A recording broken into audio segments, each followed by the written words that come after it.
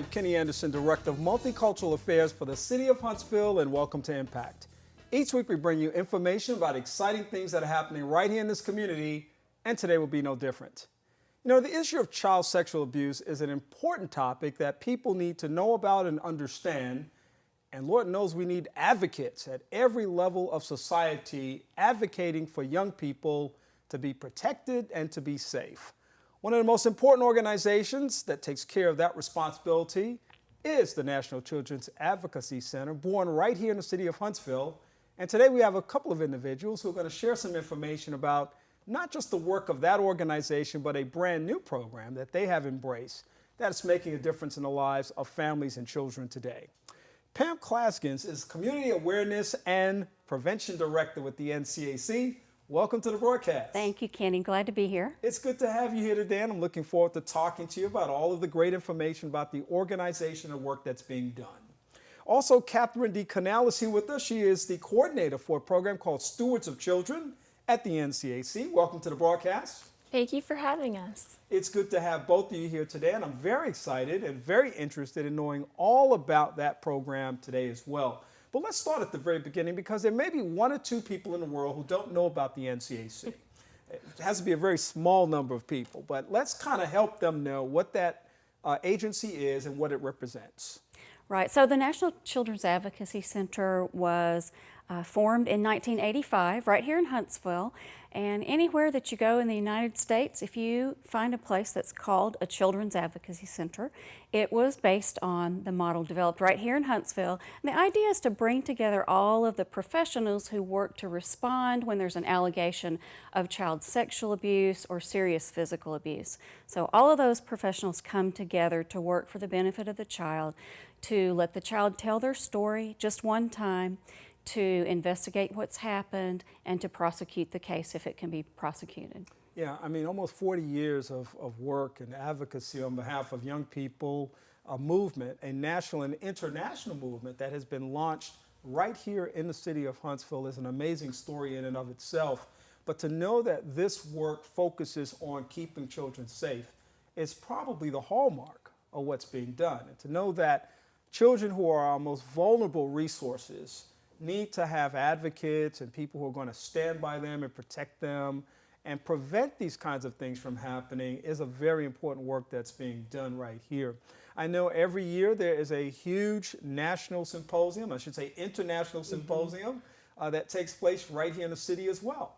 That's right, at the Von Braun Center each year. Last year we had about 1,400 professionals from all over the country and in fact around the world who came. Which I think was an increase. That because, was. Over the years, this is what I always say. You guys have done your job so well that the attendance for the conference have been shrinking simply because people are teleconferencing now, they're video conferencing, they're doing a lot of things remotely now, but the attendance actually rose again this past year. It did. We were very excited about that, and we hope to see that continue this year. Yeah, yeah. Now, do you account has anybody thought about that and said, you know, is this because we're offering a little bit more and maybe there are new things happening and that there are perhaps the kinds of seminars and workshops and keynote speakers engaged in this process as well that we really want to be a part of? Well, certainly we're always looking to update the topics and make sure that we're presenting information that professionals want to learn about. And one of those certainly is prevention. And we certainly are trying to reach out to people who work in youth serving organizations. So churches and any place where children go to receive services. So that could be sports, child daycare, anything like that. So we're really wanting to reach out to people who are interested in learning about how to prevent abuse in those types of settings. And I'm glad you mentioned the faith community, because my office works very closely with members of the faith community, and we talk about a lot of different things, not just about worship service. In fact, I talk very little about the way people worship. I'm basically talking about the way people live in the context of their faith. And the faith community absolutely needs to be connected to this type of information. They're first-line reporters, and they have a responsibility as far as that's concerned. They need to have workshops and seminars in their own facilities and institutions to be able to share information, because the types of challenges that we're faced with as it relates to child abuse is a problem that runs across the spectrum of society. It's not just one particular type of person who is an offender. It's really everybody is prone to this, and everyone is vulnerable because of that. And so the fact that you are engaged in the faith community, I think, is a very important dynamic of what's going on. And I imagine that's a essential aspect of what the NCAC sees as their role in continuing this dialogue in communities. Absolutely. We're reaching out to churches, to faith communities, to provide this new training that we're offering called Stewards of Children, so that people are educated and so that we can move beyond the fear and the denial that have really been the environment for so long. And that's an environment in which child sexual abuse really thrives. So this training, Stewards of Children, is designed to educate people and to help people move past denial and fear so that they feel empowered to understand what child sexual abuse is, how that impacts the children in their lives, and how they can prevent it and protect children. Right. So, Catherine, you're coordinator of this program. Tell us a little bit about what this program is and what your role is as program coordinator. Well, this program just started this year, as we mentioned, and we are really in the beginning stages, reaching out to different organizations. We've been able to do a few programs locally so far. However, our ultimate goal is to educate Madison County, the adults here, on how to intervene as a bystander. We can see various situations that may raise red flags for us in terms of adult interactions with children. However, we need the proper tools to know how to respond. So that is one of the main goals of Stewards of Children, to give the adults in Madison County the tools to intervene for children. So as you're having this opportunity to engage with the community, what does this program look like? Do you cold call a particular facility or institution, say, hey, we have this program, we'd like for you to take a look at what we're doing and come out and be a part of it? And then let's say that somebody says, yes, that's exactly what we want. Then what happens from there? Do you bring a team out? Do you go out yourself?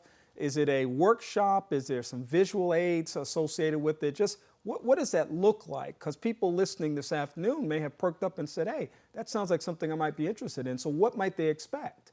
Okay, so if someone contacts us, they will likely see either one of our volunteers or one of the two of us at their facility.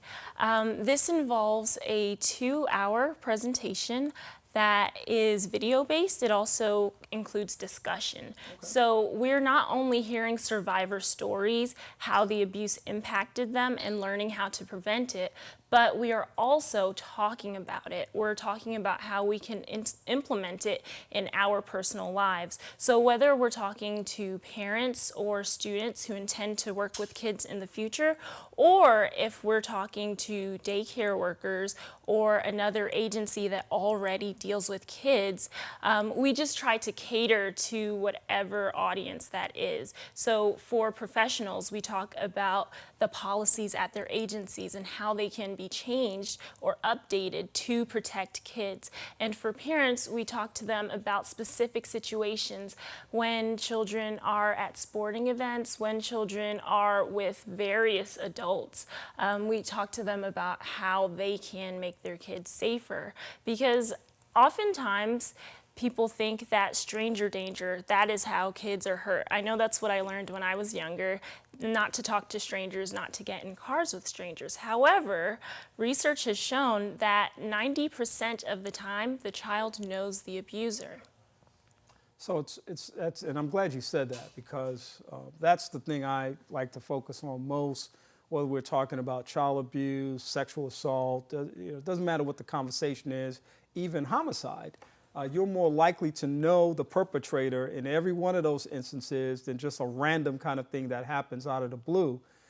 So it made me think about something as you were talking. You know, we talk a lot about see something, say something. What is the responsibility of the average person? Because a lot of people, basically say, I'm going to mind my own business. I'm going to stay out of this. That's their issue and not mine. We know that there are some professions that have mandatory reporting responsibilities attached to them. My profession, counseling, is one of those. And we understand that's what we're going to do if we see those kinds of, or suspect those kinds of things. But just for an average person who may not have this topic on their radar, but yet may see some things that cause them to be curious. What is their responsibility in this matter?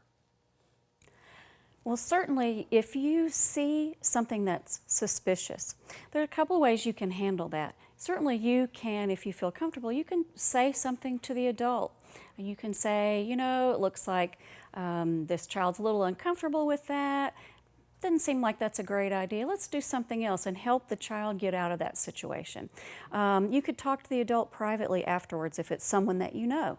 That behavior concerns me. If you're working in a facility that provides care for children and they've done something that perhaps is in violation of a policy or procedure in the facility, reminding them of that, maybe talking to the supervisor.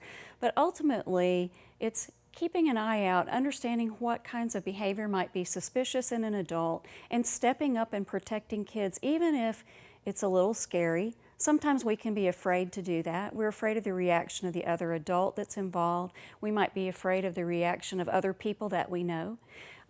What we talk about in this training is to understand that sometimes the behavior that we need to exhibit as adults is a little bit risky, but it's worth it because we might need to take a small risk that's a little bit inconvenient for us or a little scary for us, but it can make a world of difference for that child. I'm glad you said that too, because, you know, I guess the summary of what you just said is it's never really wrong to do the right thing.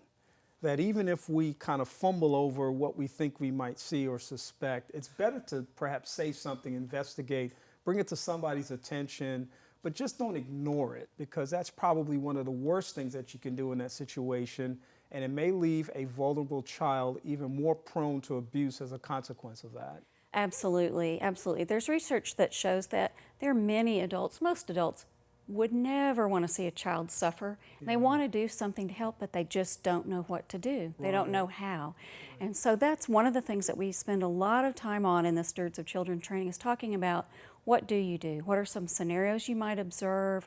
What are some behaviors that you might see in other adults that would be concerning? And then how do you address that with that other adult so that there's a positive result and the child's protected? Yeah, so children have rights for sure, and we're very proud to celebrate that, but maybe the next level of that is there's a great program out there that people can actually access, Stewards of Children. If people want more information about that program and someone's listening this afternoon and wants to invite you to come to their facility, their church, their institution, or something else, how would they reach out and contact you?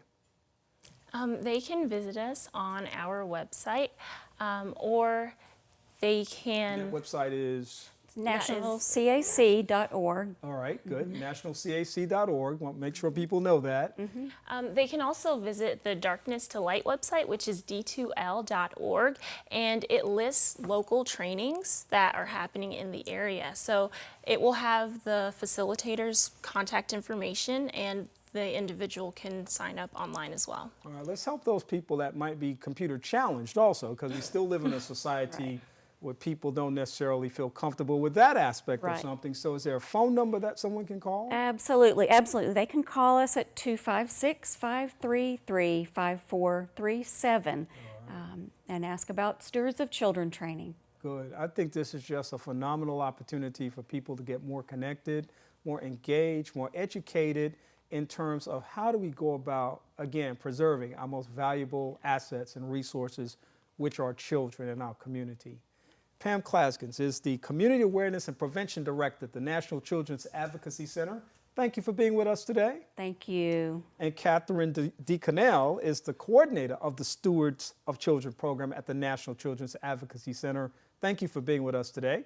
Thank you. All right, you guys come back and let us know what's going on sometime. We will. Thank you. All right. I want to thank you for being a part of our conversation today, and we hope that you enjoyed all that great information about an amazing program that we know is going to make a difference in someone's life.